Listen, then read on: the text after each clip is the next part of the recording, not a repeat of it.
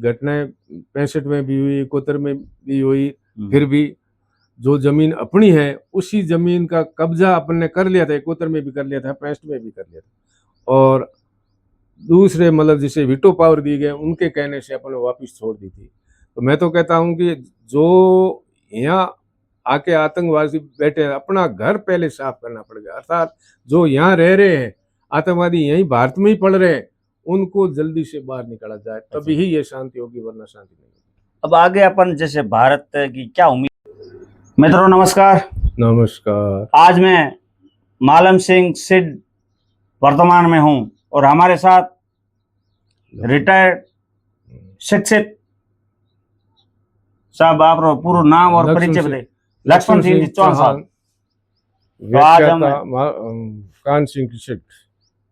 अच्छा, लक्ष्मण सिंह जी चौहान। आप, अच्छा आपको सबसे पहले आपको बैकग्राउंड बताओ, क्योंकि आप एक शिक्षित परिवार से जुड़े हुए हो। मैं 1986 के अंदर प्रथम नियुक्ति मेरी चामू शेरगढ़ में हुई थी। 5 साल और वहाँ से रुककर मैं फिर नोखड़ा गोदारा आऊ के पास वहाँ आ गया। उसके बाद कान सिंह शील्ड 3 साल रहकर 15 साल के लिए सोडा दड़ा, और सोडा दड़ा से वापिस बाप के चला गया। बाप 3 साल रहा, फिर सूरपुरा भी रहा, जांबा भी रहा, फिर कान सिंह से आ गया। 6 साल प्रधान ये इसकी व्याख्या तक की सर्विस करके रिटायरमेंट कान सिंह से सेवानिवृत्त हुआ।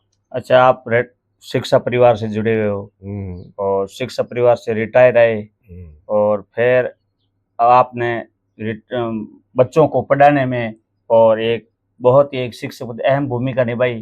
तो आपके मन में कैसा जुनून था बच्चों को पढ़ाने के लिए? पढ़ाने का शौक मुझे बहुत ही ज़्यादा था। मेरा पीरियड कभी भी खाली नहीं जाने देता था, और जो काम मैं आज देता था कल वापस पूरा का पूरा चेक करता था और बच्चों को पूछता भी था। अच्छा। रिजल्ट मेरा 100% रहा, और शिक्षक तो खूब है, फौज में भी खूब है मेरे पढ़े हुए बच्चे, और कलेक्टर तक भी गए हुए। अच्छा लक्ष्मण सिंह जी, अब अपन जैसे आपका गांव है मालम सिंह सिड, तो ये गांव का नाम कैसे पड़ा और इसमें बसाने का किसका योगदान था? मालम सिंह की शेड गांव देखिए, आज से 600 वर्ष पूर्व। अच्छा। भाटी बिकुम्बर से आए थे, और उससे पहले ये गांव चौहानों का था, और किसी कारणवश से वो छोटे भाई में थे, यहाँ आए कि भाई आप हमें भूमि देते हो, ठाकुराई देते हो, तो हम आपकी जो भी समस्या है उस समस्या का समाधान कर देंगे। तो उस समस्या के समाधान के लिए वो भाटियों को दे दी गई, और भाटियों को देने के बाद यहाँ धीरे धीरे नवल सिंह जी थे, उनके 7 लड़के थे, और सबसे बड़ा नवल सिंह जी अमर सिंह जी थे। अमर सिंह जी के बाद अमर सिंह जी 2 लड़के थे, धनेश सिंह जी और मालम सिंह जी। मालम सिंह जी बड़े थे, जब ये समझ लो मालम सिंह जी 12 वर्ष की अवस्था में ही उनके तिलक लगा दिया था ठाकुर पद। अच्छा। फिर बाद में और क्या यहाँ की खासियत रही, मतलब बसाने में किसका योगदान? बसाने में योगदान ज़्यादातर इसी रावड़े परिवार का, मालम सिंह जी का ही रहा, जो इनकी कहते हैं कि सबसे बड़ी ताली कह दो, किसान कह दो, तो सबसे ज़्यादा किसान मालम सिंह जी के पास थे। अच्छा, सब ज़्यादा किसान? हाँ, 140 ताली।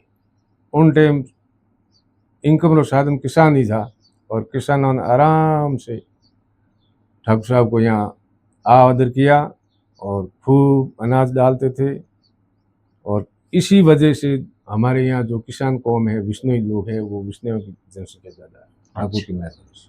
अच्छा, अब गांव भी बस गया। गांव के बसने के बाद में यहाँ देवस्थान कौन कौन से थे?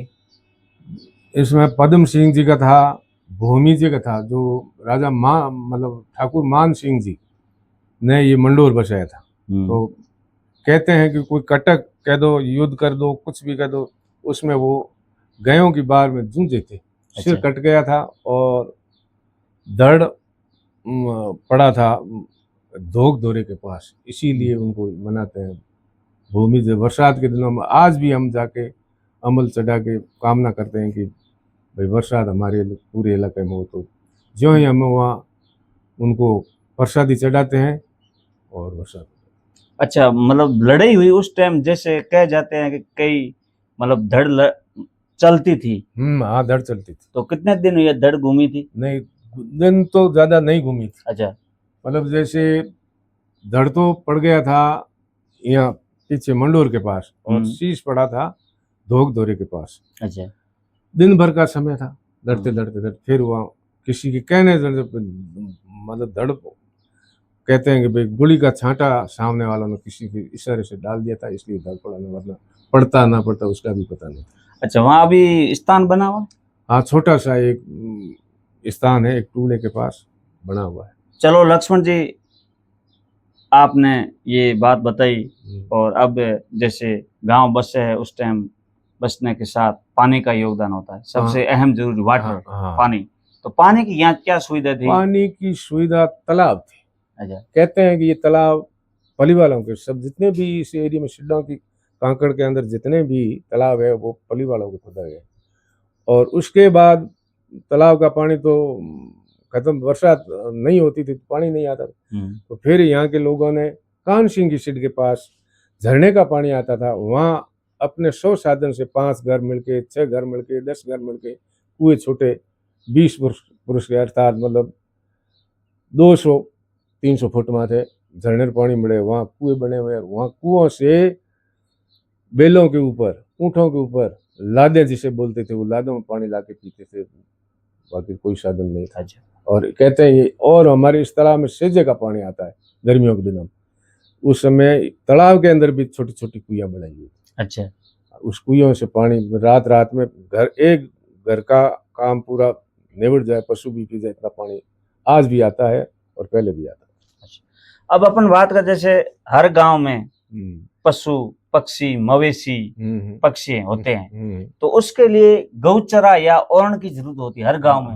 तो आपके गांव में गौचरा कितना बिगा या ओरण कुछ? देखिए, हमारे ठाकुर साहब ने सारी की सारी गोचर भूमि ही रखी। पड़त नाम की एक बिल्कुल 1 बीघा भी नहीं है, 35 बीघा है वो भी आबादी में कन्वर्ट हो गई है, और बाकी लगभग 7,000 बीघा जमीन है, वो पूरी की पूरी गोचर है। इस गांव में कोई बड़े उच्च अधिकारी सरकारी नौकरी में थे क्या? हाँ, देखिए, सरकारी नौकरी में तो मैं मान लो जनरल जिसे आप सिविल सर्विस कहते हैं, वो तो मैं पहला आदमी। शिक्षा विभाग में पहला हूँ तो, और नौकरी में मैं पहला आदमी। अच्छा। और बीए करने वाला मैं पहला आदमी, और सर्विस लगने वाला भी पहला आदमी। वर्तमान में यहाँ इस गांव में कौन कौन सी जातियां रहती हैं? वर्तमान में यहाँ सुथार भी है, राजपूत भी है, मेघवाड़ भी है, भील भी है, बेलदार भी है, हरिजन भी है। अच्छा। अब गुरुजी, आप शिक्षा परिवार से जुड़े हो, एक बात आपको पूछना चाहते हैं हम। वर्तमान में भारत और पाकिस्तान के बीच में खचाखची हो रही है। पाकिस्तान ने भारत में घुस करके निर्दोष लोगों की हत्या की, तो उसके बदले में भारत ने जो स्ट्राइक किया है, उसमें अपने वो सिंदूर स्ट्राइक बोलो चाहे कुछ भी बोलो, तो आतंकवादी के 8-9 अड्डे ध्वस्त किए हैं। तो उसके बारे में आपकी क्या विचार है? बहुत ही अच्छा किया, बहुत ही भारत की सेना ने बहुत ही अच्छा किया, अच्छा पहले। और मैं तो ये कहता हूं कि जब तक भारत अपने लचीलेपन को नहीं छोड़ेगा तब तक ऐसी थे आप मोदी जी की, क्या कुछ कल भी हाईटेक रात हुआ था तो पाकिस्तान नाकाम रहा, तो आने वाले टाइम में क्या आपको मतलब बिल्कुल क्या अपन कामयाब अपने बनेंगे, पाकिस्तान नाकामयाब होगा, ये तो निश्चित रूप है। अच्छा। ये तो होना ही है। और जो विदेशी ताकतें हैं वो भी अभी कहते हैं कि भाई मोदी जी तो बाहर विदेशों में ज्यादा जाता है, विदेशी ताकतें सारी अपने साथ में है, पाकिस्तान का भी कोई साथ नहीं, रूस के सिवा कोई साथ नहीं देगा। अच्छा। अब गुरुजी, आपसे अंतिम क्वेश्चन रहेगा, आप शिक्षा परिवार से जुड़े हुए हो, अब वर्तमान में बहुत से लड़के अध्यापक हैं, मतलब नौकरी लगे हुए हैं, तो उस शिक्षक भाइयों को आप क्या संदेश देना चाहते हो? मैं तो यही कहना चाहता हूँ कि ज्यादा से ज्यादा आपका रोजी रोटी का काम बच्चे आपके अंदर है, इसलिए ज्यादा से ज्यादा आपको किसी गुरु ने तैयार किया तो आप भी उन बच्चों को आप जैसे तैयार करके आगे भारत का भविष्य सुधारने के लिए आगे कदम बढ़ाए। अच्छा साथियों, गुरुजी ने बहुत ही अच्छा संदेश दिया है देश के लिए, बच्चों के लिए, शिक्षा के लिए। और अपने गांव के लिए, खुद की जर्नी के लिए इस वीडियो को अधिक से अधिक शेयर करें ताकि हर शिक्षा परिवार से जुड़े लड़कों तक ज्ञान पहुंचे। नमस्कार, धन्यवाद, जय राजस्थान। क्लिप कर